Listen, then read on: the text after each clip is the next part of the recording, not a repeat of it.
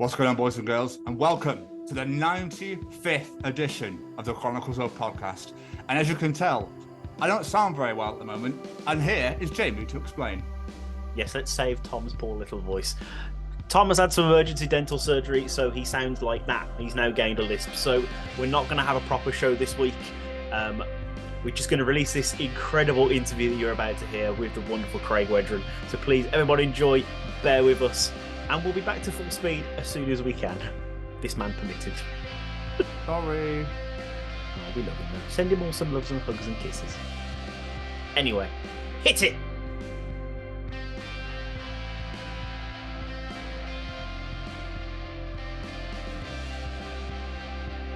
Hi there, you're about to enjoy the Chronicles of Tom and Jamie. Hi everyone, I'm Kevin Mann. Hey guys, my name's Annabelle Knight. Hello, this is Becky Baldwin. Hello, I'm Chesney. Hey, what's up everyone? This is Braden from Say We Can Fly. Hi, my name's Craig Wedren. Oh boy, what do I do? What don't I do? I do a lot of music. That's mostly what I do. And you can hear all about it today on the Chronicles of Podcast with Tom and Jamie. Enjoy. Oh, there's a Backstreet Boys song. Now that song, I'm really enjoying, but... Boys and girls, put your hands together as we bring you the Chronicles of Craig Wedren.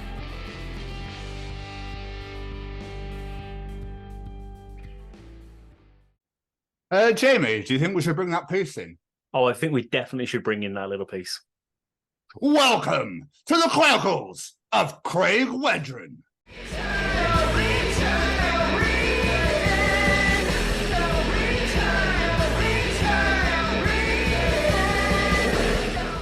Craig Wedren is a singer, songwriter, musician, and composer, starting his career in the incredible Shudder To Think, with tons of incredible studio albums, touring the world with the likes of Smashing Pumpkins and Pearl Jam. And that's not enough, ladies and gentlemen. He did all that and he thought, you know what, I'm going to keep going. And he became an incredible composer for movies, TV, all over the world, including shows like Bones. He did Don't Trust a Bee in Apartment 23. He wrote the greatest song in School of Rock. You'll find out all more about that. And of course, the most thing he's most known before and currently known for is the theme tune to the incredible hit show Yellowjackets. Absolutely. This is a wonderful conversation. And I think you're all going to absolutely love it as much as we did. It's absolutely incredible. And I second everything Jamie said. So, Jamie! Yes, sir. Any final words at all? Just a massive thank you to our wonderful guest for taking his time out of his day to talk to us. Absolutely. Craig, thank you so much for being such a hero. We really appreciate it. And we hope that you guys enjoy as well. Ladies and gentlemen, here we go. Ladies and gentlemen, interviewing this week, it's Craig Wedren. Oh, nice. You guys have a clever matching backdrops. Oh, too kind, sir. Thank you very much. You have a delicious range of guitars. So You know, I had to get them off the floor. I don't love that it looks like Guitar Center on my wall, but I do love that they're no longer gobbling up all the floor space. Yeah. So this is a Yamaha acoustic. It's very lovely. Yeah, exactly. It's a little like. Are you at one of those standing desks? I am at a standing desk. Yeah, it used to work better because when I so my old assistant, she's not old, she's young, but my former assistant, after she learned through working with me that who the fuck would want to be an assistant, became a like a designer. So she knew exactly all the ways that my studio sucked and what it needed. And so she designed this beautiful studio you see now, including this gorgeous custom standing desk that is great in every way, except it can't really hold the weight of my keyboard. So it used to really go up and down like with the keyboard and everything, and now it kind of has a much more limited range. Yeah, it's sort of a manual standing desk, but I still love it, and I definitely prefer standing.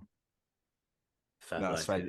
You've got all that freedom to move around, and I suppose if you speak with your hands and you're very, exactly. it's that sort of thing. So you're not going to knock anything. You're not going to fall off anything. It's like, yes, lovely. I'm not going to fall off the side of the chair. I figure we spend so much time and energy as toddlers learning how to stand, right? We should really take advantage of it for as long as our arthritis allows. Yeah, absolutely. I was just in Cleveland visiting my family, and like everybody's bodies are just so fucked up. I was like, I'm going to stand for as long as I can. I mean, there's a lot of Browns fans there, so that makes sense. What'd you say about a brown sunset? No, it's in the Brown. They're all Browns fans over there, aren't they? So that comment made makes perfect sense. So huge Browns fans. Yeah, everybody's just sitting in the chair. They've all given up. Like, fuck, I'm done standing. Yeah, kind of bottom of the division every year. What's the fucking point anymore? I know, exactly. Poor guys. Oh, Deshaun Watson. No, never mind. Yeah, well, Are you guys American football guys? I definitely am. I have been for years.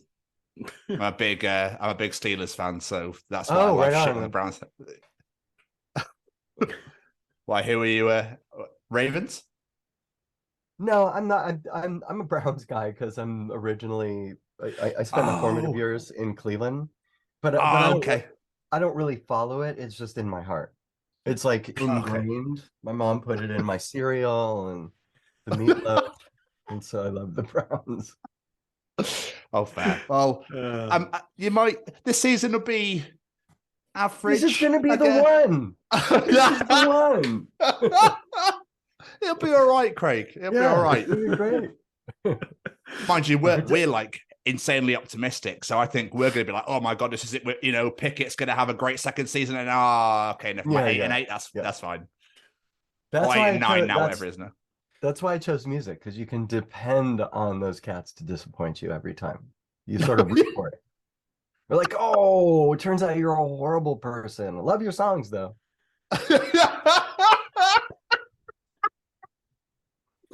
Amazing. Absolutely amazing. Craig, just a quick rundown. Jamie's gonna do a very nice introduction for you, just to like bring everybody into the we've already started, but we'd like to do an introduction anyway, just to bring everybody in and whatnot. Makes me feel better. So we're gonna otherwise it's like, you don't know. Did it start? Has anything started? There's no introduction. Yeah. They haven't been announced yet. I'm picturing childbirth. It's like, it's like a sweet 16. Like, I'm taking my son later today to. Do you know what a quinceañera is? A what? Quinceañera? Nope. I think it's a Mexican thing. When a Mexican girl turns 15, it's sort of like a coming out cotillion type situation. Okay. It's like, you announce your womanhood. It's like a bar mitzvah if you're Jewish, and a sweet 16, and I mean, none of us were announced, so are we really alive even? Are we even here? Is this happening right now? Oh, wonderful. I should do my little introduction, and then we will bombard you with questions, if that sounds okay to you, sir. Wonderful. Yep, sounds great. Ladies and gentlemen, this week we bring you a wonderful guest who has used his musical talents to spin many a musical plate. Whether to be with his former band Shudder To Think, his solo career, or creating scores for some of the biggest hits in TV and film like Yellowjackets, School of Rock, Glow, Role Models, and many more. Is there anything this man can't do? I shudder to think. Boys and girls, put your hands together as we bring you the Chronicles of Craig Wedren. I'm just glad you didn't hold back on that. You got to throw in the punt. I couldn't resist. Got to throw in the punt. He looks so disappointed in me. I didn't know. No, men after my own heart. I was like, am I proud or am I don't really know where I sit on this fence right now. Yeah. That's how I feel about my little punny muscles. My friends tease me, but they love it, but they hate it, but they love it, but I can't help it. Yeah, it's like an old Jewish man, like Borscht Belt thing that I can't get rid of. Like a vestigial comedy tale. It's like everyone hates dad jokes, but nobody hates them. Like, Everybody loves a dad joke. Everyone loves a dad There's joke. a lot of the Venn diagram of puns and dad jokes. It's a lot of crossover. But I suppose we should get to the hard hitting shit straight away, Craig. How was your pandemic? How was your pandemic season? How have the last few years been for you? Well, I mean, I don't want to be glib or light about it, but mine was kind of great because I made a couple records and I got to hang out with my family. For me, it was very productive and very peaceful. But I at what cost? In the bigger picture, as I mentioned before, we have a 15-year-old son, and so it was about 11 to 13 for him, and those are pretty vital social years. And we're definitely all seeing the sort of, I don't know what you would call it, the little black that blackout zone took its toll. Just in terms of feeling, I would say, and this is fresh in my mind because he and I were discussing it this morning,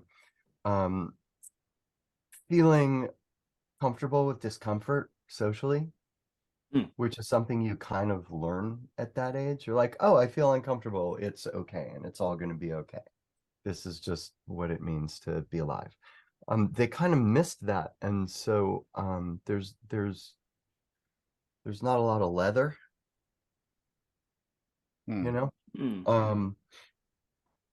That said, relative to a lot of people, particularly here in Los Angeles, that we're seeing, I mean, the homelessness, the tent encampments, the closures of restaurants, and I mean, literally all business, have been kind of devastating and palpable. So, it was a mixed bag. We were having one experience with them looking out the window and seeing sort of the reality of it for a lot of people, which was gnarly. But creatively, it was productive for me. No, that's great. And I liked my family, and so it was, it was lovely to get to hang out. My dad died during the pandemic, which was heartbreaking, but also very peaceful. We didn't have to, he lived in Miami, Florida. We didn't have to run to Miami and deal with the business of death, which is the opposite of maybe what we like and need to grieve naturally. And so I was able to just sit in the garden and write or meditate or play guitar, and that was kind of a gift. So it was a strange mixed bag. How was your guys' pandemic? I moved countries. I moved from England to Wales. My relationship broke down for the best. Though no, definitely for the best. Yeah, 150,000%. Got it. Did you see that freight train coming before pandemic, or was it only once? It had just begun. The pandemic had literally we moved in together. And then literally as the pandemic hit, and I went, "Oh, you're not a very nice person." I mean, it was a real litmus test for relationships, right? Yes. Because a lot of us, not everybody is meant to stare each other square in the face for 2.5 years straight. No, well, exactly. Not that that's the criteria for a good relationship. Some relationships should not be like that and function perfectly well. But I think there was a lot of that. People were just like, "Oh, it turns out I actually like you," or "Oh, it turns out I actually don't like you." Yes, it's kind of a little blessing in a way, but not for everybody. Obviously, the people that were dying from it and all that sort of stuff, and governments and states over there and stuff just going, do your own thing, I guess. Shut that, but you can go outside, but don't go for a walk. But go outside and work outside, but work inside. But then we'll open this and close that. It was a mess, and I can understand it being a mess for, let's say, 6 months.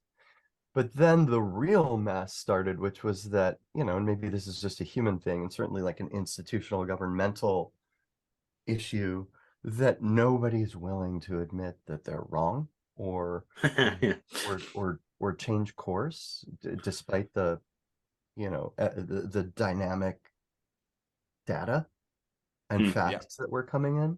And still that seemed like a big Achilles heel worldwide for that whole thing. It's like, no, actually we know something different now than we did a few months ago, and we should act on that information.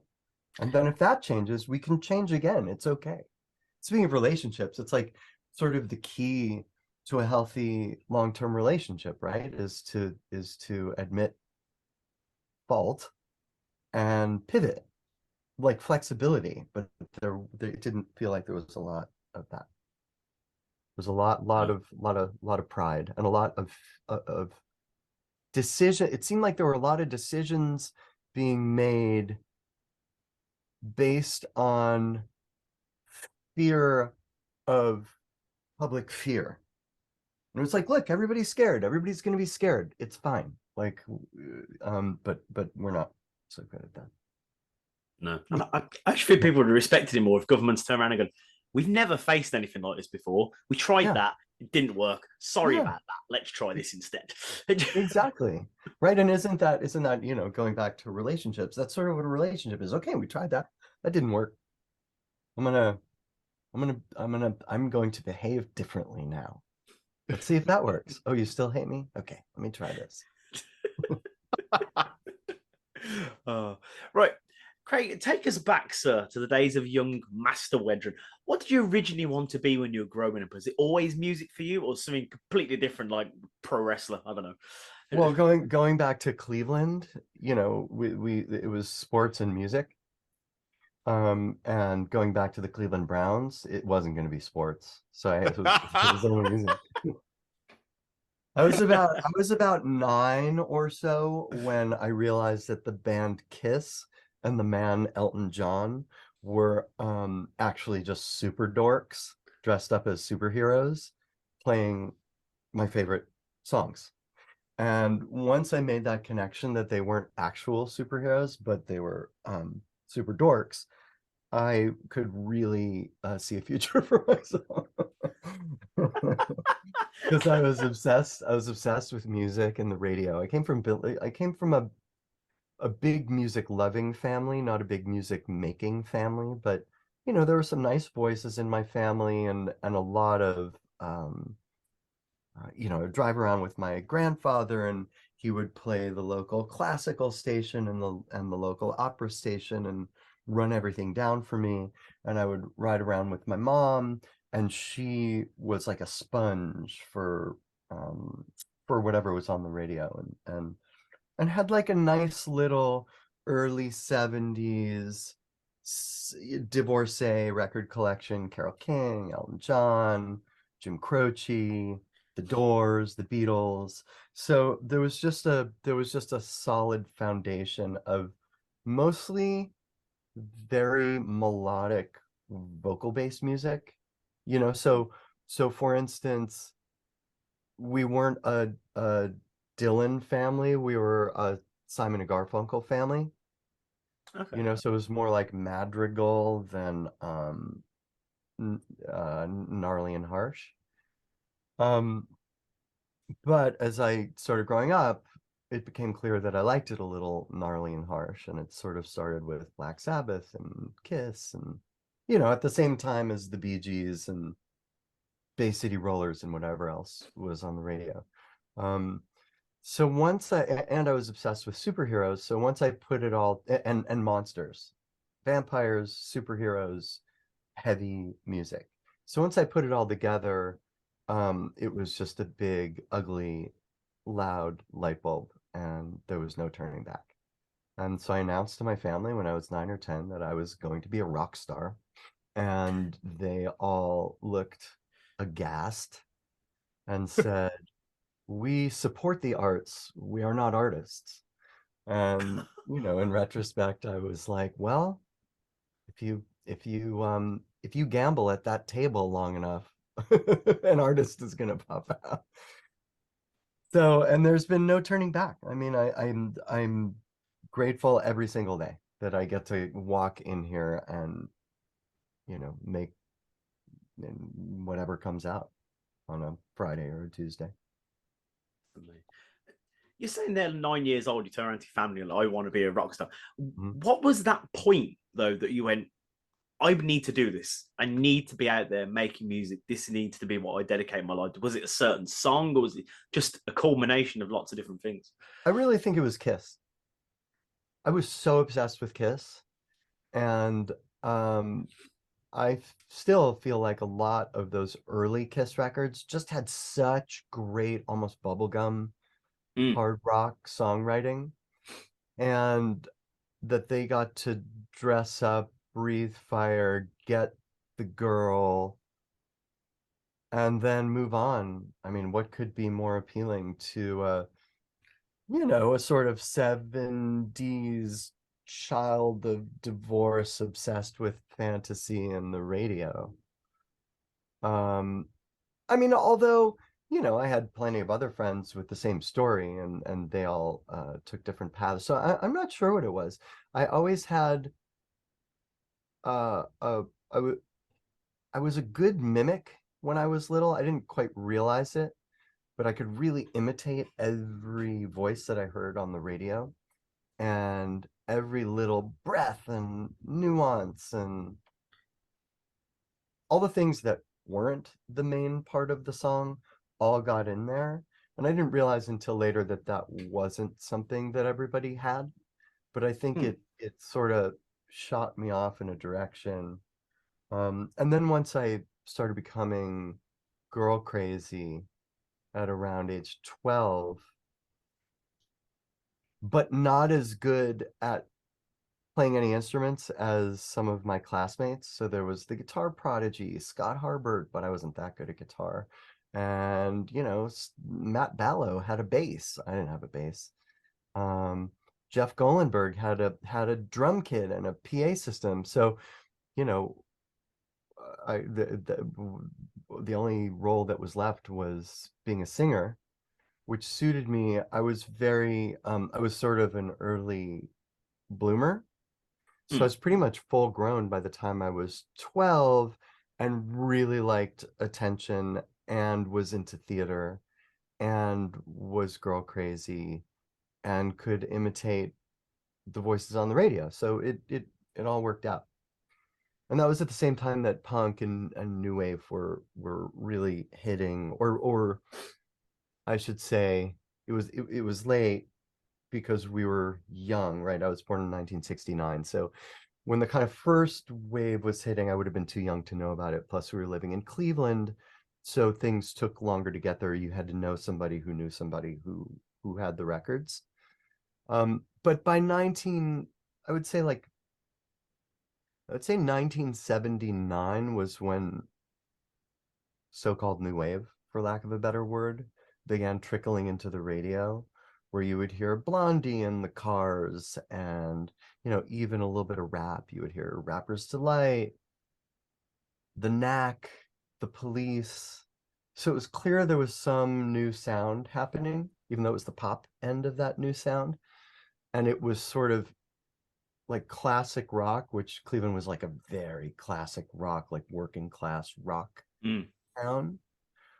It was starting to turn into this thing that felt like something that was ours, mine and my friends. And then by 1982, when Murmur by REM came out, and Joy Division had made it over to Cleveland, and Combat Rock by The Clash came out, it was it was all over. I mean, we were just obsessed. And like you do when you're a teenager, then we all became snobs and started dressing in very drab dark clothing and playing Echo and the Bunnymen covers. Early Echo, obviously. It's so true though, especially with the because we grew up in the 90s. We're born late 80s, aren't we, Jay? Yeah. So when we became teenagers, it was like Limp Bizkit, Linkin Park, Foo Fighters, Papa Roach, that sort of thing, Limp Bizkit. But then you secretly be like, oh, there's a Backstreet Boys song. Now that song, I'm really enjoying, but yeah, I'm not going to say a word. I was really lucky because by that point, my generation was not the sort of Gen Xers were not feeling the new metal pop punk thing of the the like Limp Bizkit. Really, I actually like Limp Bizkit of the early aughts. So we had come full circle and could fully embrace our inner boy band. So it was like full Backstreet, full Britney, like bring it. I look, you're saying there like how so many different artists, so many different genres like inspire you, especially as you're growing up, and they're all like, seeping, and you can tell that in your music. And you're saying you started your career with great success with Shudder To Think, touring with huge bands like Smashing Pumpkins and Pearl Jam on it. What was that foot in the door moment for you guys? Or was it a certain song that hit it big, or was it just slowly chipping away?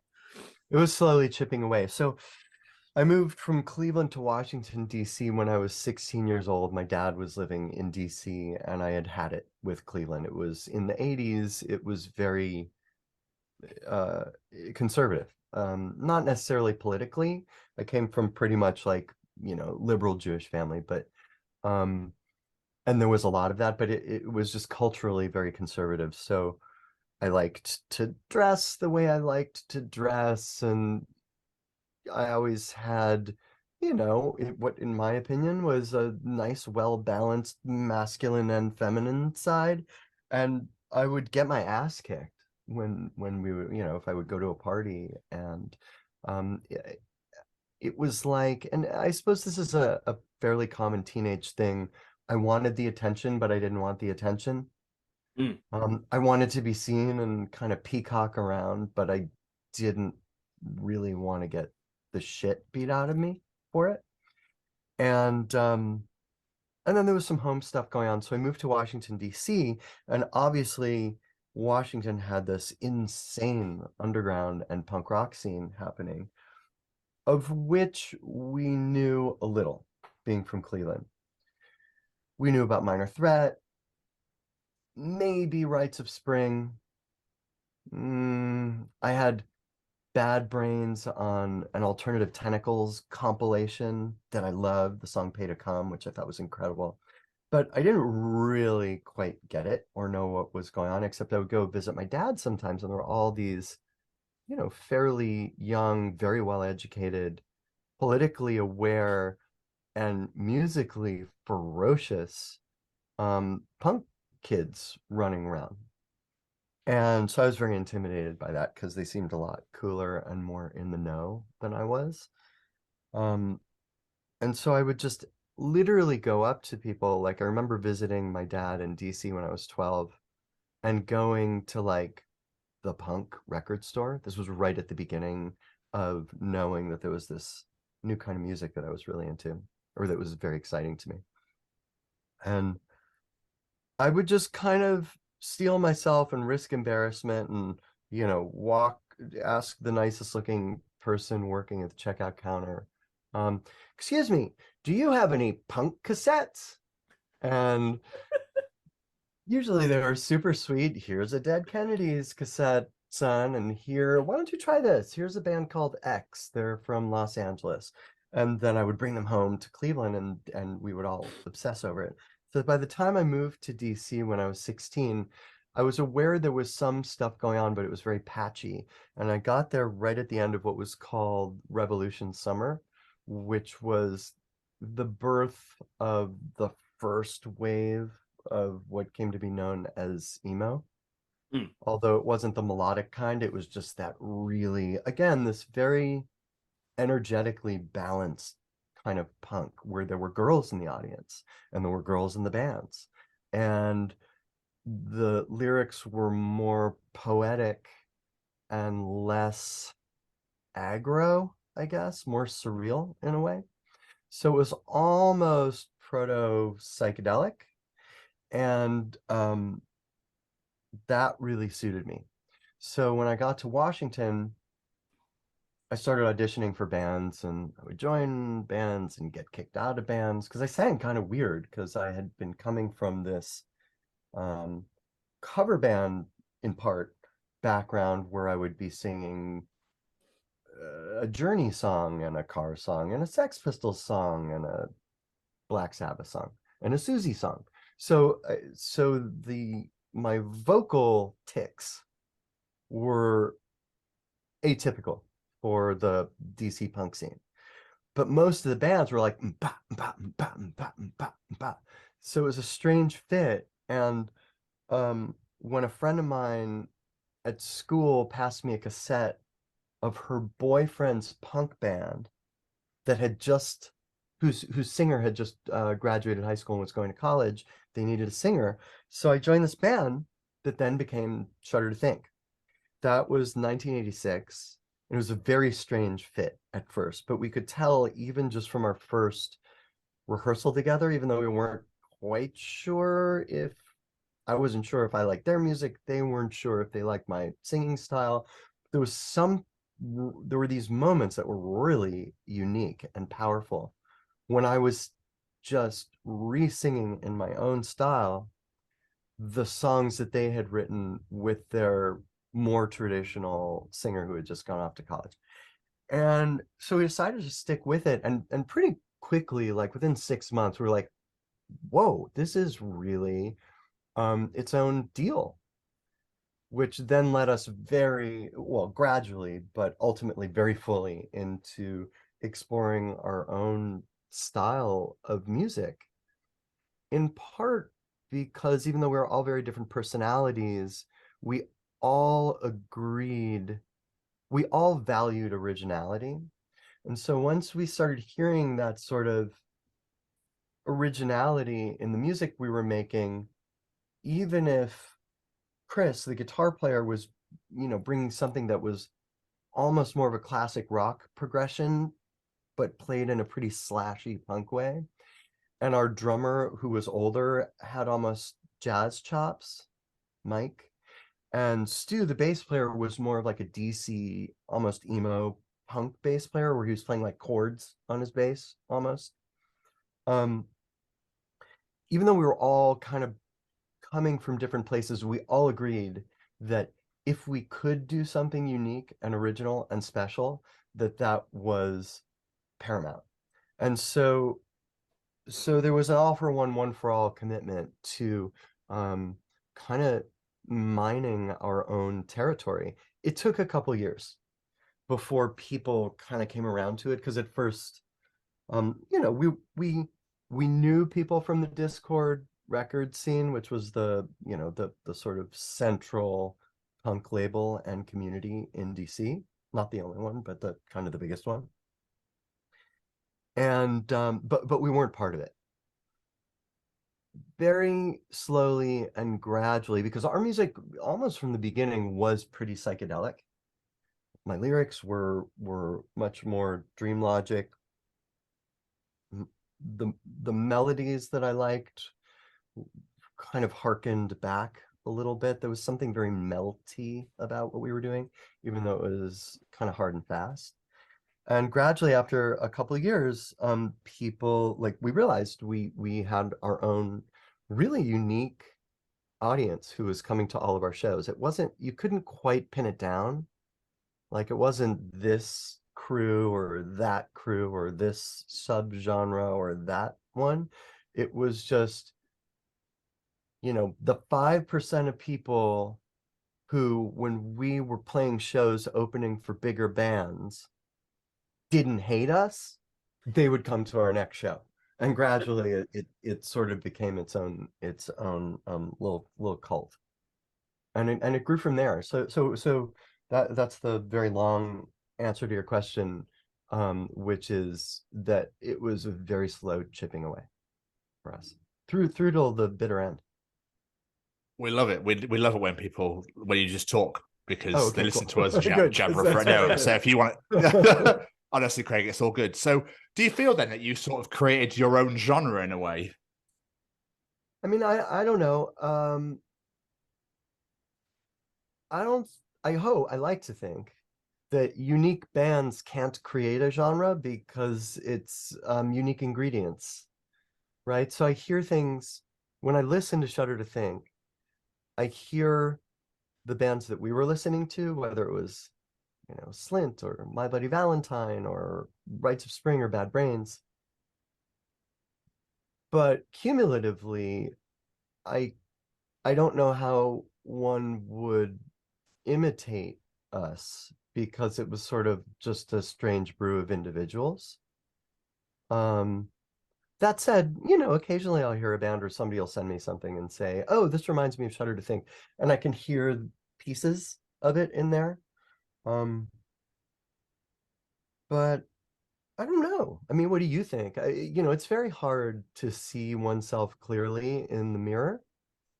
It sort of requires somebody describing to you what you look like, if that makes sense. So it's probably a better question for you. I get exactly what you're saying because, I was listening to Shudder to Think earlier and I was like, this is very unique. There's only one band that came to mind that sounded similar and they came out afterwards. So clearly they were inspired by you and that was Smashing Pumpkins. Oh, that's interesting. That's fascinating to me. That's the only sort of band that's similar-ish sounded came to me. I was like, yeah, I can kind of see where that inspired. And I think I even saw somewhere saying Smashing Pumpkins were inspired by. I was like, that's really cool. I to be totally honest, I wasn't even aware of that, despite the fact that we toured together and are pals. But that does make sense. They were psychedelic and heavy. And there was punk influence, but there was also, it was sort of extreme melodicism. And both of us kind of have those slightly nasally Midwestern lilts. It's the Cleveland-Chicago connection. But it's heartbreaking to hear that Shudder to Think, and most importantly, yourself, got very much so grounded when you were unfortunately diagnosed with Hodgkin's disease. How old were you when that happened? I was 26, I believe. It was during promotion for Pony Express record, which was our first major label record and one of my favorite Shudder to Think records. Certainly the one that, for me, Pony Express record and our final Discord record, Get Your Goat, most fully represent my songwriting sensibility. That was kind of when I came into my own, like contributing lots of the music, doing a lot of the writing in the band. It was very stressful, the promotion of that record, mostly because I can only speak for myself, but I was a real perfectionist and I was very, very hard on myself and very ambitious, and my dreams and goals and expectations for that record were lofty. And I was not, in retrospect, healthy. Not in any kind, it wasn't like drugs or an alcohol. It was just the internal monologue or dialogue or whatever you want to call it was just vicious. I was so hard on myself and I was exhausted, and the album didn't do as well as the label wanted it to or needed it to. Especially at the time, the record business was so big and there's so much money tied up in it that you really, really needed to sell X amount of records in order to justify their funding the next record. And we, even though the record did fairly well and, we had kind of a minor hit off of it in X French T-shirt, it didn't quite cut it. And I wouldn't go so far as to say I took it very personally, but I was very hard on myself. And it was a kind of overheated engine that I'd been running since I was a teenager in terms of career and ambition and music.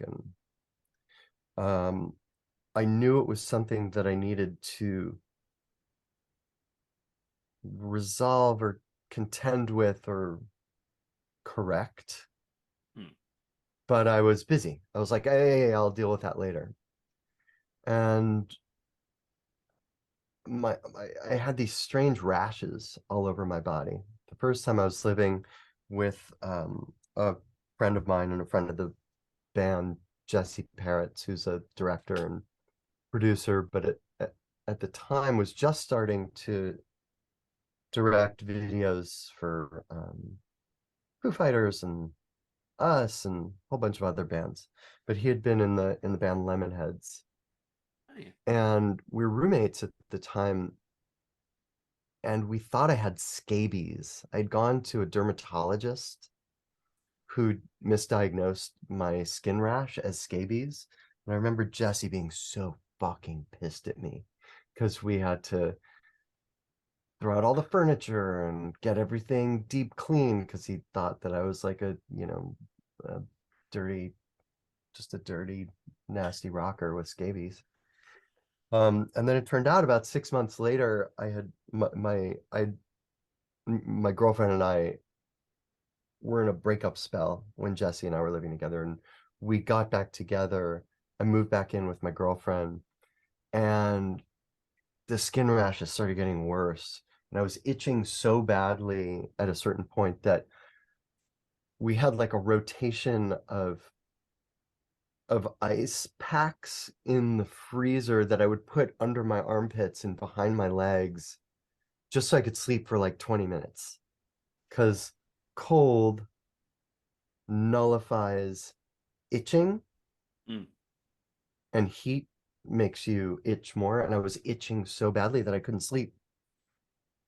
So finally, I went to the doctor again, and he took one look at me and said, I think you have Hodgkin's disease, which is cancer. And if you have to have cancer, this is the kind you want, because we know how to get rid of it. But the way that we get rid of it is we just bombard your body with literally nuclear medicine.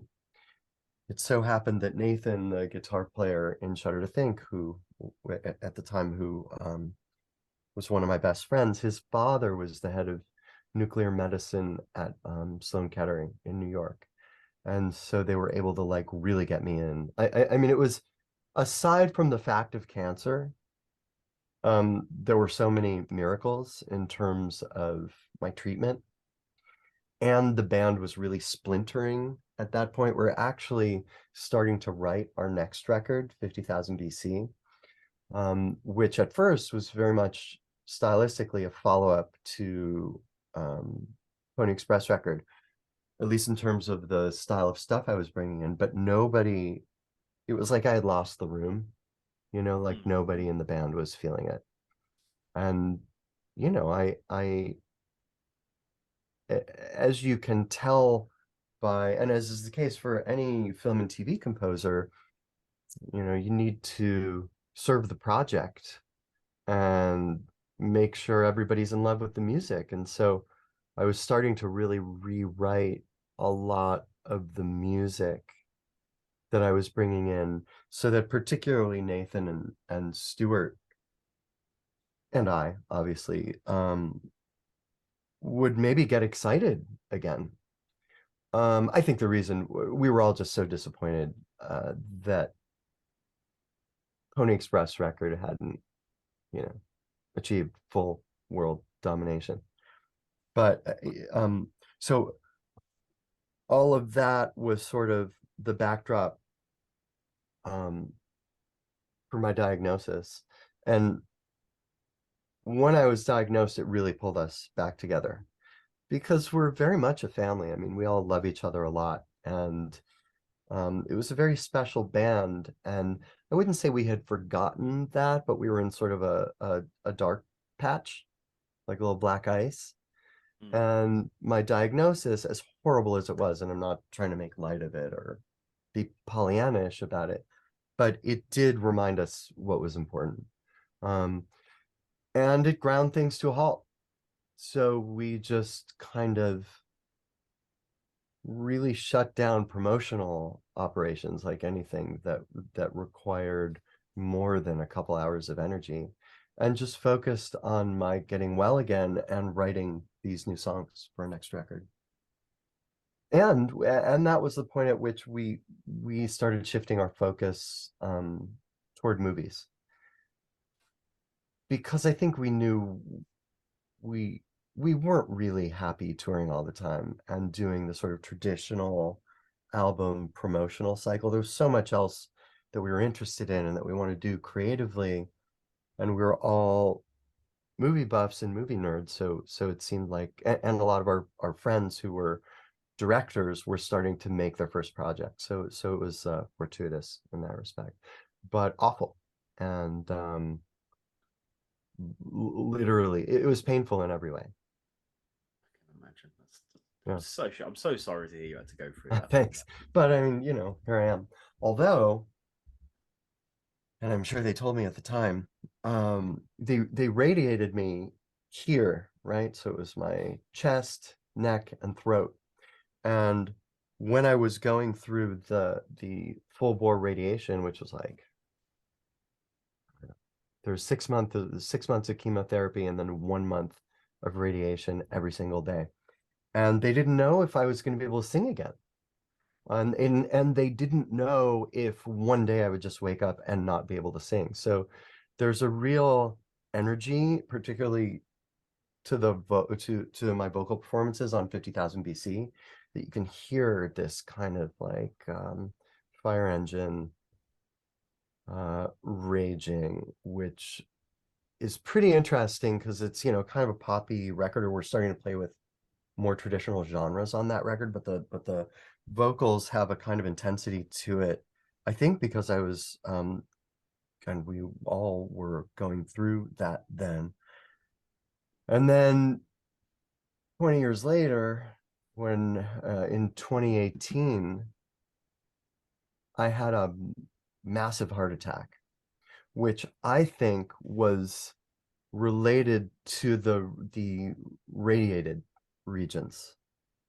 Because I'm a really healthy guy, and there was certainly no reason except for family history, cholesterol, DNA stuff. There's no reason for me to have a heart attack, except that radiation and chemotherapy is essentially poison, and it can have these very long-term deleterious effects on tissue.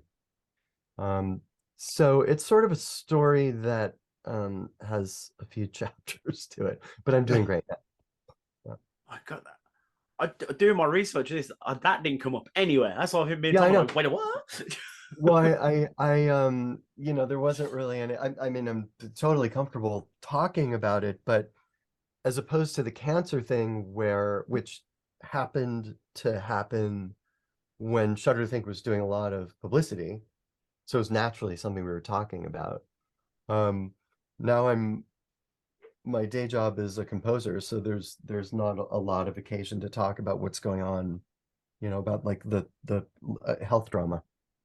Yeah, it makes sense. But it was deep. I can imagine you just obviously having said heart attack and be like, I need to update my Wikipedia. I must update it. I must let them know. I can't imagine that's the first thing that came into your head, to be honest with you. I can't imagine that's the first thing that ever came straight into your head. Like, oh my God, I must tell the people. They must know. Right, exactly.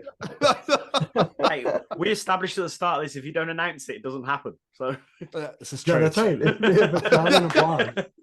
Yeah. Well, like you said, you made the transition from music to TV and film. Was it just for the love of movies that made you want to make the area? You said that obviously things are breaking down a little bit and whatnot. So was it a prime time to go, do you know what? Fuck this. I think I'm going to go and do what I really want to go and do now and make music for movie and TV. We Nathan and I had always wanted to do both, even when we were teenagers and going over to my dad's apartment and hang out in my bedroom after school doing like experimental 4-track recordings. There was always this thing in our mind that it would be really, really cool to make music for movies. I went to NYU with some filmmaker friends of mine, one in particular, David Wayne, who was my oldest bestie, one of my oldest besties from Cleveland.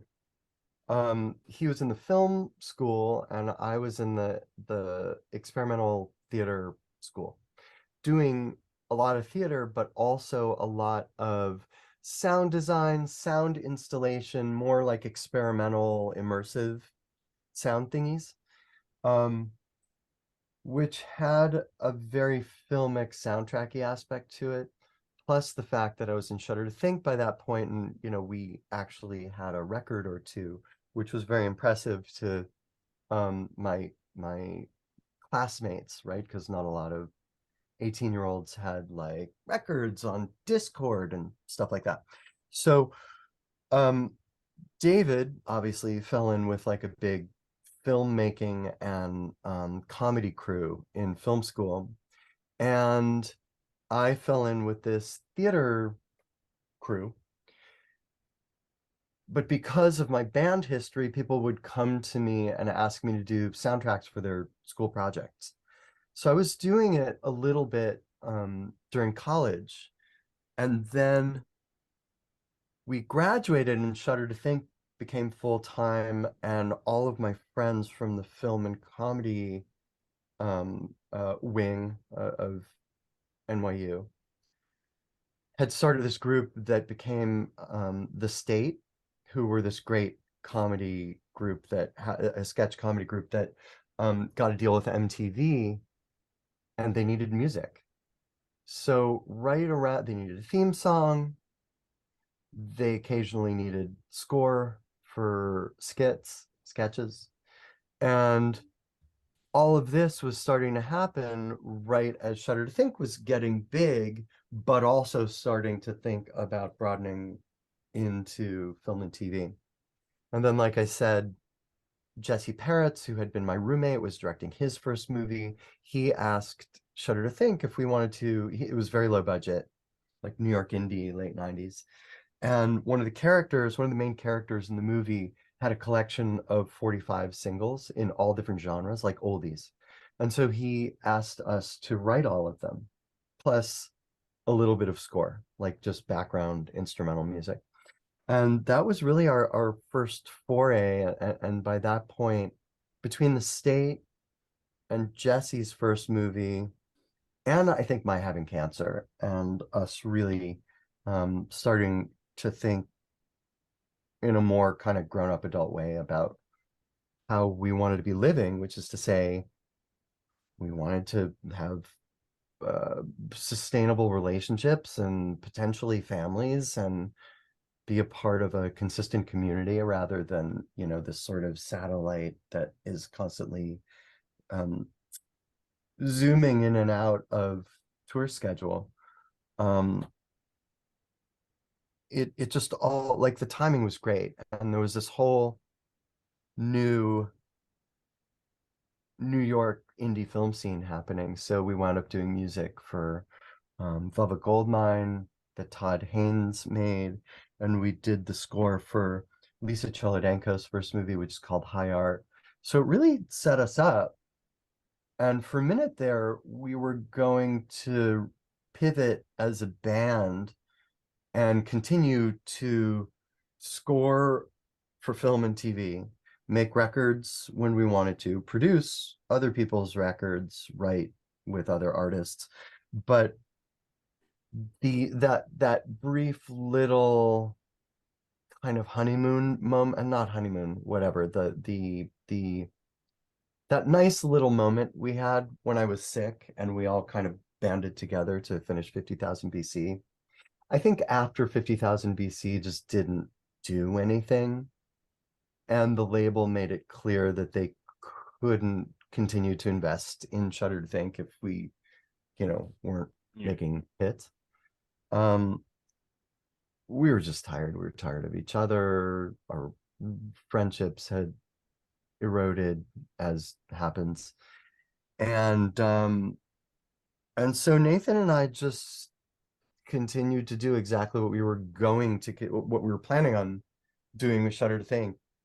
just as solo artists.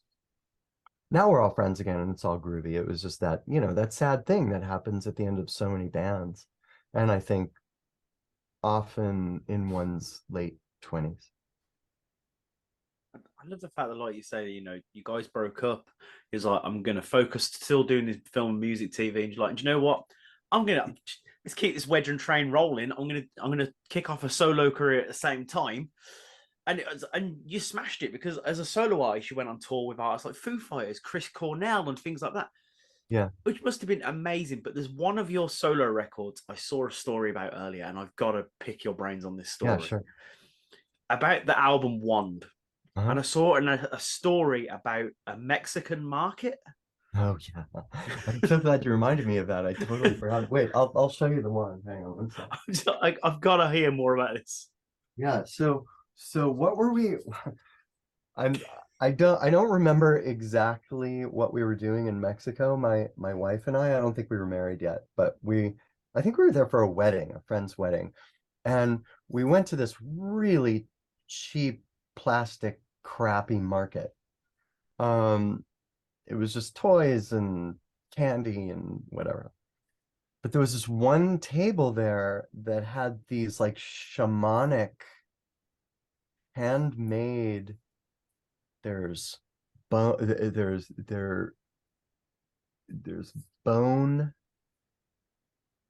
like snake bones, snake spine, their furs, their feathers, there's snake skin here, there's wood.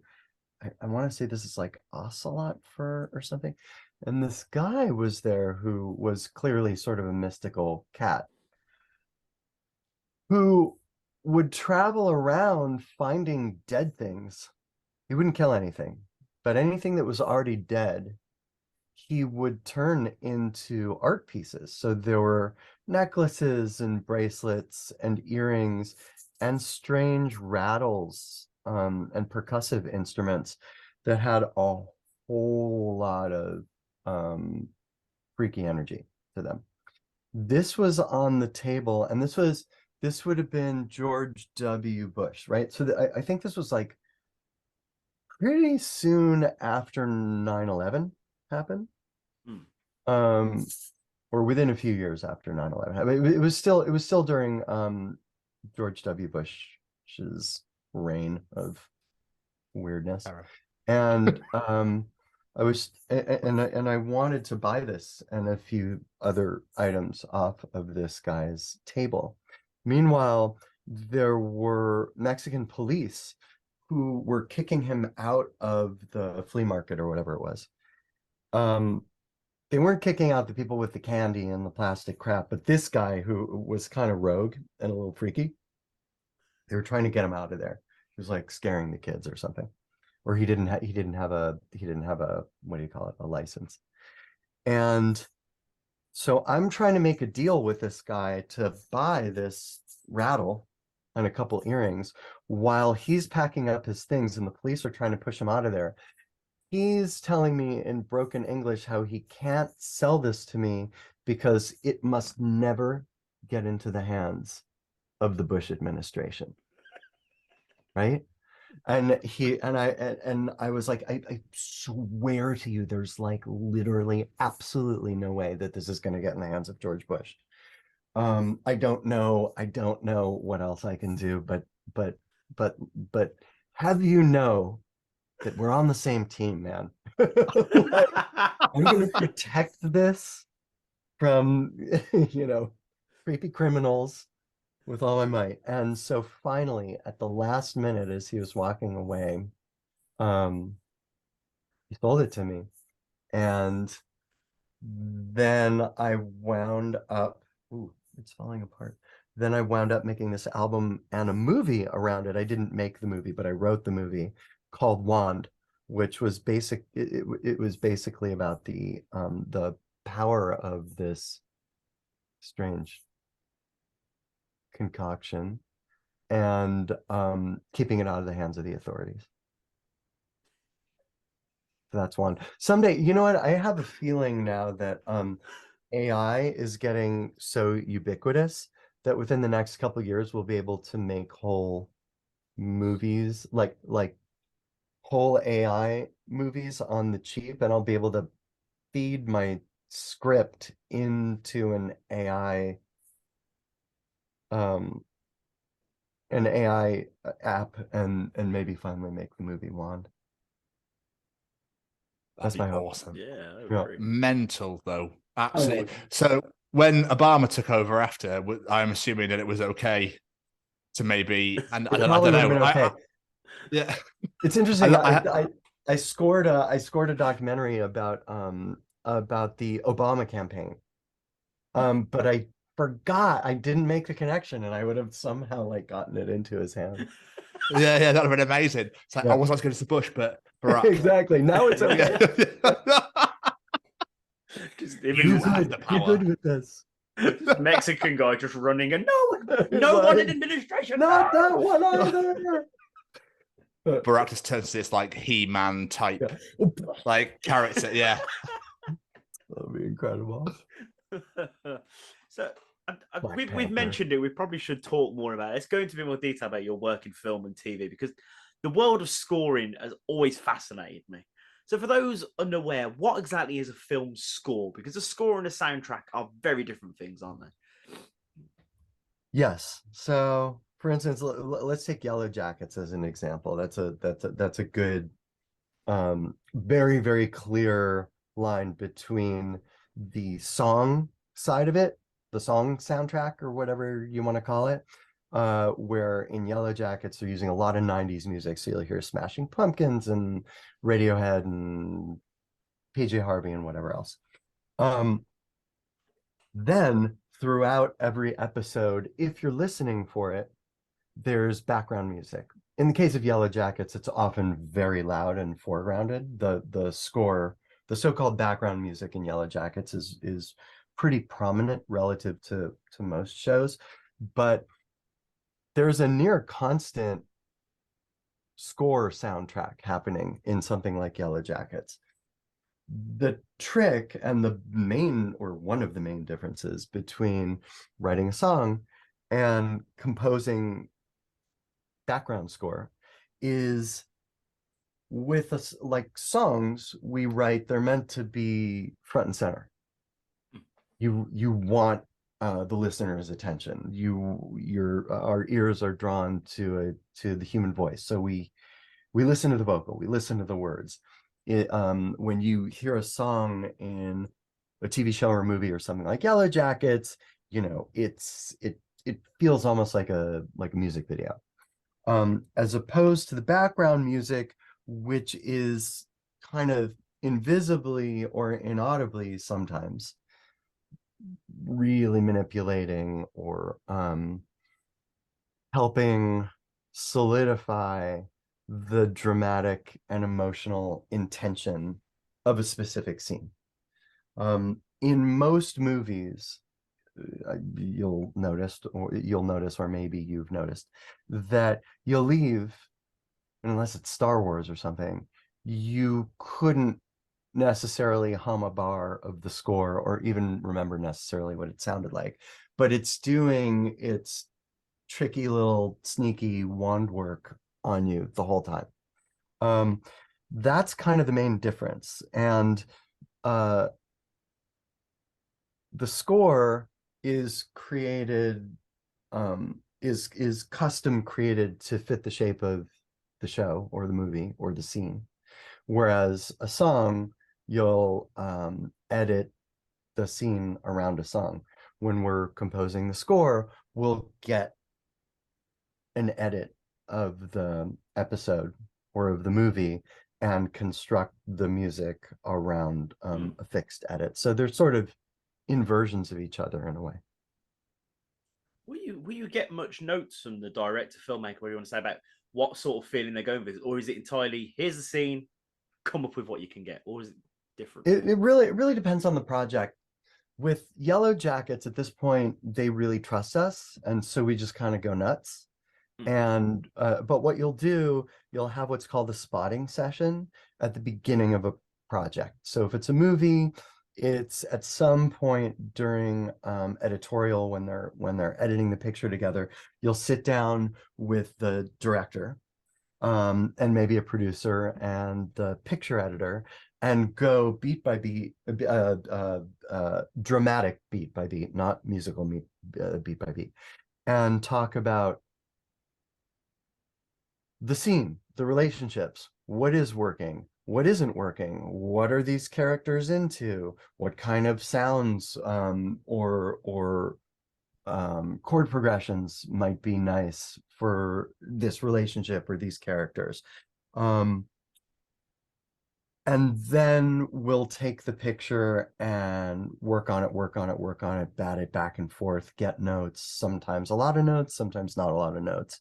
I like the collaborative process and the fact that we kind of, in film scoring and TV scoring, you kind of get to whore around creatively and musically. You get to collaborate with a lot of different kinds of people on a lot of different kinds of, in a lot of different styles. That's very fun and appealing to me, without having to be stuck in a band situation, which is essentially a marriage that you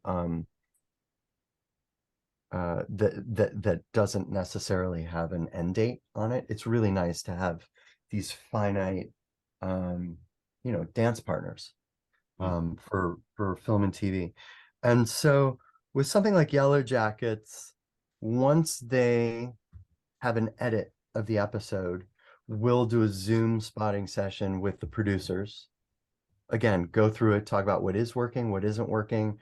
The picture editors will, especially at this point, now that we have 2 seasons worth of original score, they'll use original score from those 2 seasons as temporary placeholders, so that when we're going through an episode, at this point, we're already hearing our music in there, and then we'll just talk about what's working, what isn't working, and what it does or doesn't need.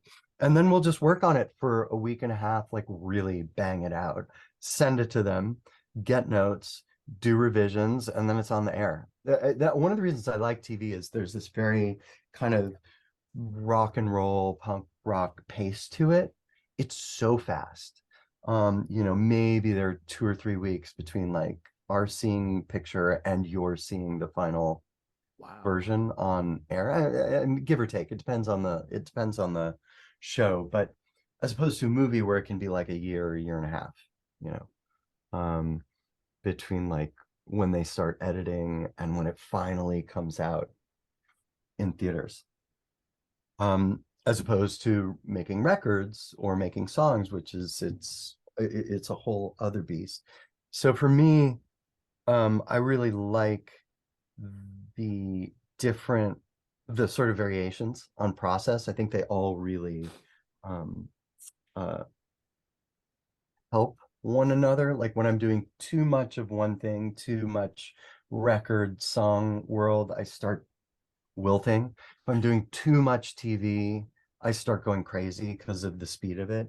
If I'm doing only movies, that starts feeling, I don't know, a little fusty or something like that. So I really like kind of combining all of it at once. The wand is shedding on me. I think it's a very understated art, scoring, because like you said, that music completely sets the tone for what's happening on the screen. Obviously, as you said, it's set in the background, but you can't exactly have like a romance scene and then have like playing over, you've got to have it spot on. Especially, do you ever feel the pressure of that responsibility, especially when you first started in this world? Oh yeah. We definitely feel the pressure of that responsibility, especially if you're working on a project, which sometimes happens. It's not the case with Yellowjackets, or when I'm working with my friends from college, David or Tom,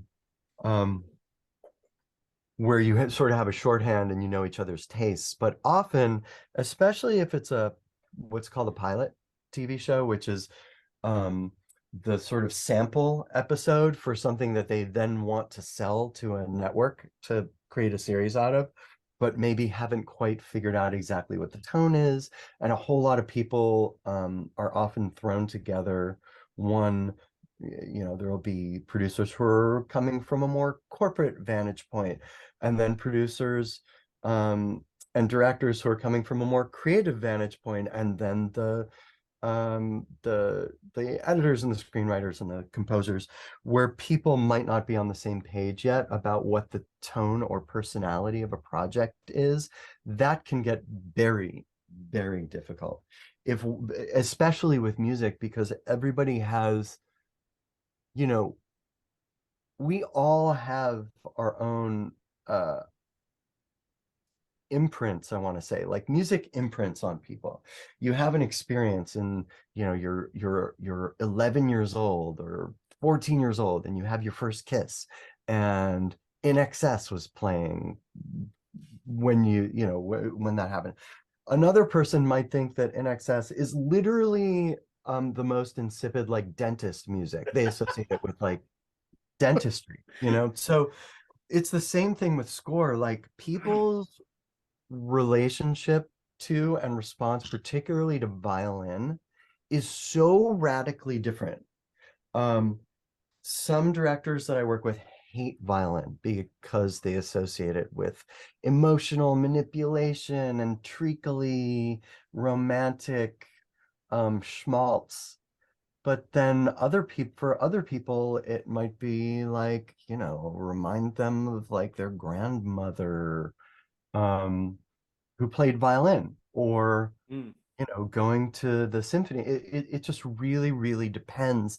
And one of the fun parts, and sometimes very, very maddeningly frustrating parts of our job, is to get everybody on the same page tonally, because everybody has such personalized relationships and responses to chords, styles of music, sounds of instruments. My dad beat me with an accordion. You can't use an accordion. And then another person's like, my father was the polka king. It just is like, it's really fun, and it's very, very crazy, especially because, and also people's language and vocabulary around music is completely personalized. Yeah. I don't know why the idea of someone using an accordion for violence for that sound really tickled me. There might be a good sound in that. Yeah, we use that. I don't know what genre movie that is, but I mean, they already made the Weird Al Yankovic movie, so I guess we can't. That's true. Can't use it there. I was gonna say like black and white, but I don't know. For some reason, a black and white, like a silent film, that's the only noise. Yeah, exactly. That's good for a silent movie.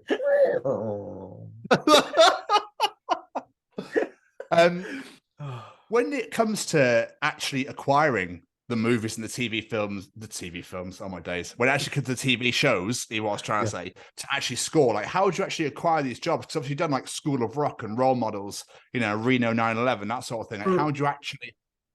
For me, it's all relationships and friendships, or people I meet, or word of mouth. Not 100%. I have an agent, and they'll woo employers occasionally, but mostly, so Reno 911 is Tom Lennon, Carrie Kenny, Ben Garant, who are my college friends. We've been working together since we were 19 years old. Wet Hot American Summer was David Wayne, Michael Showalter, who are lifers for me. School of Rock that was through the music supervisor. The music supervisor is sort of oversees all things musical in a movie. So Randy Poster, who music supervised School of Rock, it's his job to make sure that all the deals are done and all of the licenses are above board, and in some cases making selections for songs on the song side of things, and then also oftentimes hiring the composer, suggesting composers to to the director, and then making sure that everything musical is working. So they're the sort of musical quarterback. In the case of School of Rock, Shudder to Think, Randy Poster was the music supervisor on Velvet Goldmine, and we just had a great experience together. And so when School of Rock happened, he gave me a call and basically said, hey, there's this great Mike White, Jack Black movie. I mean, he literally said something to the effect of, it's going to be a classic. It's a really magical kind of movie. And we need one song that's a power ballad that sounds kind of a little bit like Creed. And then there's going to be some score, but it's just going to be heavy rock score. It's fully in your wheelhouse. And you're going to have a ball doing it. And then I worked with the kids when the project was over and they were doing publicity for it. So I was sort of I was sort of the band leader. I would conduct band practice with the kids when Jack was busy doing other things, and kind of interface between the parents, because all of the kids' parents were also there, and production, which was kind of like being a camp counselor and a family therapist. I'm not going to blow smoke here, but Heal Me, I'm Heartsick by No Vacancy in School of Rock is genuinely possibly the greatest fictional band song in the world. I know people that love that song. It is, as the kids say today, an absolute banger. It is a great, man. That makes me feel song. so happy. I remember hearing it in the film for the first time, because I used to, that like 80s power ballads like sort of era it's what I love. And I was just like, oh God, this. I remember finishing the film and going, who is this band? These better be a real band. And I was like, son of a bitch, they're made up. That's my favorite song. Some of my favorite kinds of songs to write for movies are the ones where it kind of is a little uncomfortable because you don't know whether it's serious or whether a joke is being played on you. You're like, wait, this is real, right? I totally know. No, wait, this is a joke. Is the joke on me? You know? It's just so damn good. I was like, when I was doing my research, I was like, he wrote that. He wrote the greatest fictional song ever. Like, oh my, and I know tons of people that love that song as well. That's so awesome. That makes me happy. It's so damn good. I was we watched it last week because someone from Rolling Stone's doing a like, I don't know, 20th anniversary, whatever it is, article about School of Rock, and I was talking to my family about it, and of course, I mean, nobody doesn't like that movie. It's like the movie Grease. It's just perfect. And so we started watching, and we're like, oh, we'll just like watch a little of it. And you can't just watch a little of it. It's like a bag of potato chips. You're like, oh my God, just give me the whole thing. And it just holds up. It's got so much heart, so much purity to it. There was another thing on your credits that stood out to me, which I wanted to ask about as well. Is that you were a vocal coach on Anchorman? Yes, that sounds like a bigger job than it actually was, although that is true. I was in Los Angeles working with the kids from School of Rock who had some like late night performances they were doing right around when School of Rock came out. And so production put my wife and me up at a hotel like somewhere on the Sunset Strip, and we walked out, and we were friends with Paul Rudd from the movie Wet Hot American Summer, and he was shooting Anchorman and staying in the same hotel. We just ran into each other in the hallway. He was like, oh my God, dude, I'm so happy I found you. I was thinking about you because we, the 4 leads or 5 leads from Anchorman, need to do a sort of barbershop quartet a cappella choral version of Afternoon Delight. And and we just need somebody to like break out the parts and do a vocal arrangement, and then just like work with us to make sure everybody's got their parts down. they're all great singers. Like that whole cast are great singers. Paul's a great singer, and Steve Carell's a great singer. So they really didn't need that much coaching. I just kind of broke it down, recorded me singing like 4 or 5 parts, and arranged it for them, and then basically got to hang out in a trailer with the funniest men on earth and listen to them sing Afternoon Delight for an afternoon. That was the extent of my vocal coaching on that. But yes, I did get to do that, and it was a total treat. That is amazing. When I read it, I was like, why would they need a vocal coach for Anchorman? And that It was scene, just even though it's Afternoon one of Delight, the just that one best bit. scenes in the film, completely skipped my mind. That is amazing. I So can't silly. hear that song without going, boo! I know. I had never, and I grew up in the 70s. So probably when I was 6 or 7, that song was popular. And it's one of those songs that works for kids, because it's like, oh, Afternoon Delight. It's like ice cream, or you're just going for a walk in the daisies. And I don't think I'd thought of it since I was 7 or 8 years old. And so when I started listening to it, I was like, oh my God, they're just talking about like a quick fuck in the afternoon. It was great. It was great. Like, this is positively pornographic. This is not okay. That is absolutely incredible. But you've actually been on camera as well, as you played in the wedding band in I Love You Man. Yeah, that's right. Sometimes Another absolutely great movie. I know, I love that movie. Sometimes my friends will throw me in their movies.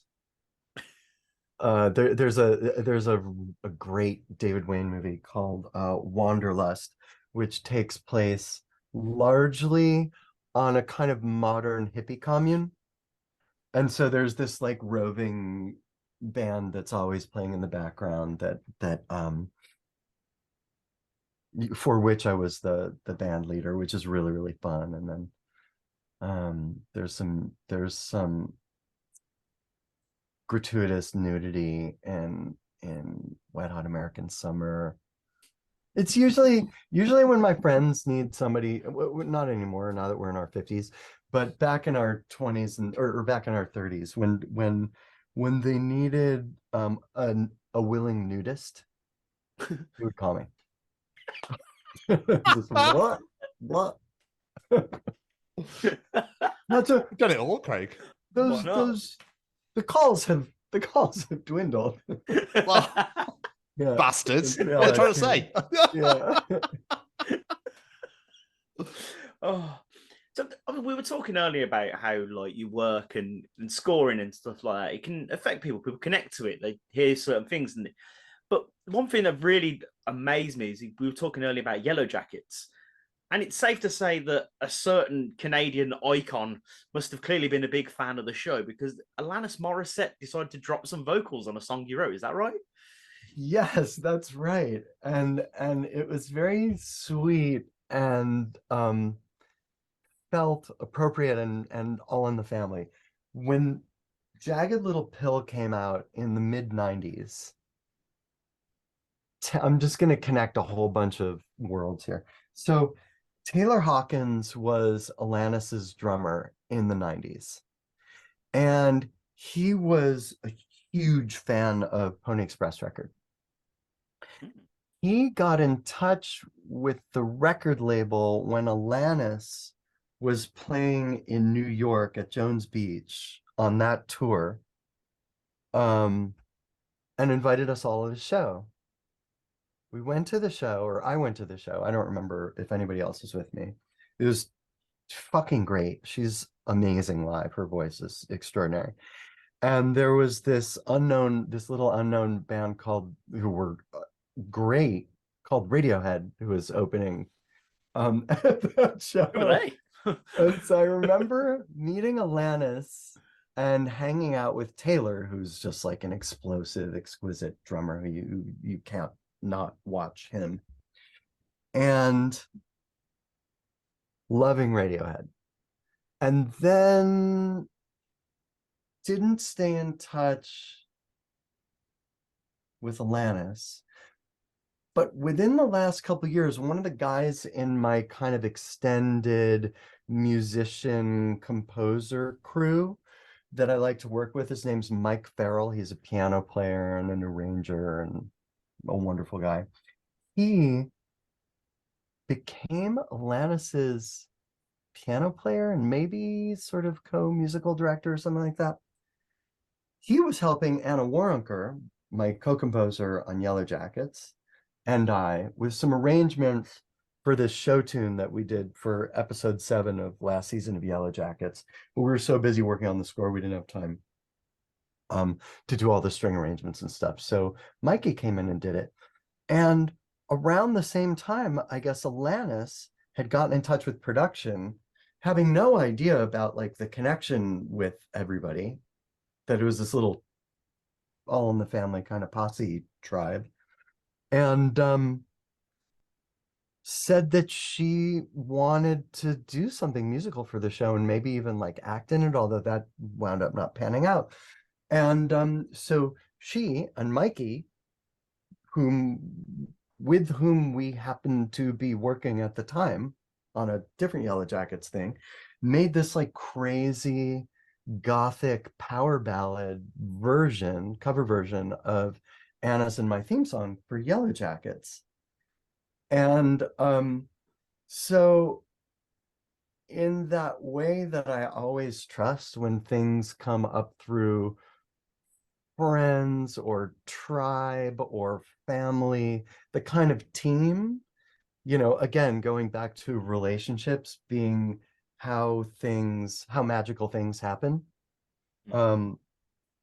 It just kind of worked out and wound up being this wonderful thing. We didn't even have any contact with her. We literally just sent her what are called the stems. So like, here's the bass part, here's the guitar part, here's the vocal part, here are the drums from our original theme recording. And she and Mikey just went to town. And then Mike sent us this MP3 just randomly one day. He's like, we're really psyched about this. You got to listen to it. And it was a done deal.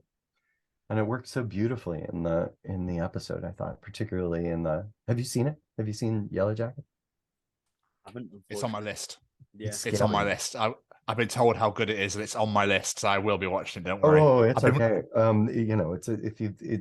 It's intense. Some people, it's not for everybody. But if it's for you, you're gonna love it. And the scene that Alanis's weird spooky covers in is really like for me one of the highlights of the season. It was a treat. That's amazing. I will get back to you on it when I've seen it. I'll drop you an email. Very curious what you think. Yeah, I really want to watch it as well. I'd already heard good things about it. I've just not got around to watching it, so it is on my list as well. I mean, like, you've worked on so many bloody things. It is we can't sit here and list them all, especially what time we're coming up to now. But is there any like particular projects you've worked on that you're just like extra proud of? You're like, I did a damn good job on this project. Yeah, Yellowjackets. I would say Yellowjackets, High Art, which was one of Shudder To Think's first scores. Obviously, I have a deep connection to all of the records that I make. And I do a lot of meditation music now, which is more like improvised choral ambient choral looping music, which I love. I mean, I really try and plug myself in completely to whatever I'm working on, so that I don't know. I think it comes from the band mentality and the songwriting approach, which is I need to love it first, and then I trust that other people will connect with it. Obviously, with scoring, it needs to serve the scene and the overall tone of the project and the director and producer and whoever else. But I'm a fan of most of the things that I've gotten to work on. I've been very, very fortunate. I don't think all composers have that relationship to things that they do. And I think that the more you do it, because it can be such a high volume of music that has to get made so fast, it's easy to get worn out and sort of lose to fall out of love or lose the spark. But for me, the it's a priority to make sure that I'm in love with the music and feeling all the feelings that I want the audience to feel when they're watching it. Does it always work 100% of the time? No. It's different than writing songs where you're on your own timeline and you can really work on something until it clicks. Sometimes you just got to get the music out there because the TV show is airing in 3 days, and you do the absolute best you can. And sometimes in retrospect, it's like, "Ooh, oh, I thought that was good." I mean, but usually, like, it's pretty good batting average. You've got a hell of a personality, though, and quite a lot of charisma to do this sort of role. So I think maybe from the roles you've had is because of who you are as well as a person. It's like in the hour and a half we've been talking, like I'm in love with you. So it's just, you know. Thank you. I feel the same way about the two. Only we weren't on separate continents. I was going to say I'll let my wife know, but there's an ocean between. It's fine. She'll be cool with it. Yeah. She'll feel this. Yeah, exactly. This too. Yeah. She already is. There's like you have a podcast as well with David Wayne, don't you? Called Wayne versus Wedren. No, that was actually just a single. Yes. Oh, it was a one-off. Oh. We did a one-off together. Okay. Is it what did you not want to continue that, or was it just let's do a one? We got too much going on. Let's make a one-off thing and we'll go from there. That guy's no good. No, I would love it. In fact, so David and I, and there was a third of our kind of three musketeers from age 4. His name's Stuart Blumberg, who's also a real charming cat and a screenwriter and director. I think the three of us should have a podcast, except I don't know, we would probably just annoy each other and the audience. It's probably better just to like keep it in the friend realm instead of the collaboration realm. I would totally listen. I would totally be down to listen. I bet it'd be great. I mean, I think a lot of people feel that way about podcasts. They'll go, "Oh, nobody wants to fucking listen to what we have to say." But like, we're nearly 100 episodes in, and we just talk shit. Yeah. You know you just say a bunch of stuff. Yeah, exactly. Actually, you know what I want to do? I want to do a podcast just talking to singers. I don't think that exists, and there's so many. I find singers, and I mean, obviously, I find singing fascinating, but I think singers are largely misunderstood and maligned because everybody thinks that we're weirdos, when in fact we're just trying to protect our instrument.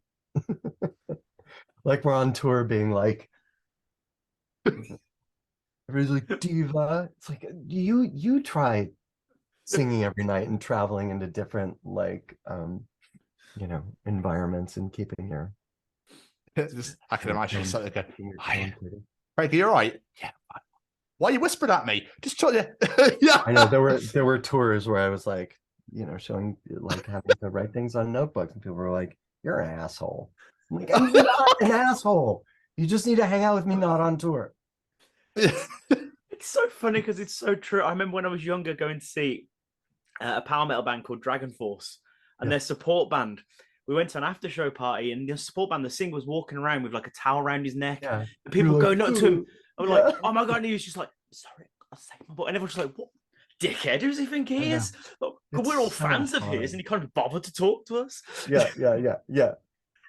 Or you Babbitt? Oh yeah, huh? People in bands. It was actually, I felt vindicated because Nathan Larson, the guitar player in Shudder To Think, the second half of Shudder To Think, had a sort of solo project called Hot One in the early 2000s, And I remember he called me from tour and he was like, dude, I have to apologize for, 6 years of being a dick to you about you being a freak on tour about your voice. I thought you were being a diva, and I haven't been able to talk for like a week and a half, and I'm in the middle of a tour and I don't really know what I'm going to do. I'm like, yeah, that's what it is. That's what it's like. You don't get to hang out. You don't get to have fun with your friends. Everybody's there to party, and they want to like go have dinner with you in really loud bars and restaurants, and you have to like politely excuse yourself. Oh, the tales of being famous. Yeah, exactly. Last question from myself. Is there anything that you're currently working on or you've got coming out that you can talk about? Yeah, I have a new solo record coming out in September called The Dream Dreaming. And how can I describe it? I think it's pretty poppy, but it still feels like one of my records. When I say poppy, my wife, who's like very much a kind of 80s girl, U2 Smiths Cure type gal, she loves it. I mean, she likes all my stuff, but she particularly likes this one. So I think it's sort of more maybe traditionally songy in a certain way. I'm very excited for it. And putting out a score that I did with a friend of mine named Jarek Bischoff for a movie that my friend Mike Jan, also a college friend from the state, directed called Oregon Trail. It's a Western horror movie, and I'm very, very excited about the score for it. We're just working out, whatever contractual stuff needs to be done, and then it'll be up hopefully in the next month or two. Amazing. I don't think there's any Western horrors, are there? I can't think of any. No, it's its own thing. It's cool. I don't think I'm you can intrigued. stream it yet, but I think pretty soon it'll be up and out. Okay, I'll have to keep my eyes peeled for that little bad Yeah. boy. Last thing from me. Did you ever think that when you first started out at, was it 6, 7 years old when you first discovered Elton John and Kiss and that sort of thing? Yeah. Did you ever think that this is where you'd be today, scoring TV, scoring movies, having all these albums and records out, etc.? I don't know. I think that aside from my hair loss, if I could see through a magic mirror from when I was 7 or 9 years old, I would be thrilled with everything except my hair. And I would be like, oh, that's not exactly how I imagined it, but that's cool. Way to go. That said, probably by the time I was like 16 or 17, I could have written down on a piece of paper what I hoped to be doing, and it would look a lot like this. But the experience of our lives versus the like dream of our lives when we're little, it's very different texture. No, I think kids have a massive imagination anyway, don't they? So, Yeah. you probably wanted to just do a lot of spinning and playing with balls, I suppose, when you're like 5 or 6. Just want to spin all the time, and play with exactly. Yeah. Pretty much where I'm at. But that is a testament to you as a person, sir, because you just said there, 16, 17, could I look forward and thought I was doing this? Yeah, because it's what I wanted to do. So that shows that you never gave up on that. And no matter what things came in your way, and let's be honest, there was a few bloody obstacles in the way, you overcame them all and you did it. And if I was wearing a hat, I'd tip it to you, my friend, because that is amazing. Thank you so much. That's actually really nice to hear, because when we're in the middle of our lives, I think it's easy to forget that perseverance piece. And it's like, oh, look, we're actually making good on what we said we were going to do, and we're doing it. Cool. That's amazing. Craig, before we let you go, sir, any plugs, social medias, anything you want people to go and check out? I'm just on well, I mean, I guess I don't do that many socials, but Instagram, Twitter, teeny bit of TikTok. I'm just Craig Wedren, at Craig Wedren. Very easy. Easy to find. I love it. Thank you so much for coming on. Such a pleasure talking to you guys. It's been so much fun. It's been great. Oh, Craig, I could talk to you for hours, sir. I could talk to you for hours. I love talking to you guys. Hopefully we'll get to like hang out at some point when one of us are somewhere that the others are. Yeah. 100%. Phenomenal. 100% down. I'm also thinking that maybe we should schedule some point down the line for a second go at this. Oh, and yeah, let's do it. just catch up. Yeah, 100% catch up and see what's been going on and stuff. But yeah, we'll have some beers soon, sir. It'd be absolutely wonderful. Yeah, that sounds real good. Amazing. I'm gonna Thank you go so do much. that right now. I'm gonna go do that right now while I spin. I'm pretty sure some mud around here somewhere as well. Incredible. Seriously, Thank man. Thanks so Have much, an guys. absolutely Have a good amazing day, day. Craig. Look after yourself. All right, you take care. I guess it's nighttime there. Have a good night. Oh yeah, we will. I'm going to Thank you very much. Bye. See you later, my friend. Take care. Bye bye. What an absolutely fantastic interview. What an incredible life and career this man has had. And from this interview, I was so blown away by the idea of Yellowjackets. I've smashed out both seasons since we did this. And you're right, Craig. Incredible show. Great work, Jay. Absolutely phenomenal. Craig, thank you so much again for taking the time out to sit and talk to us. We massively appreciate it. And we really hope that you all enjoyed listening to it as much as we did recording it.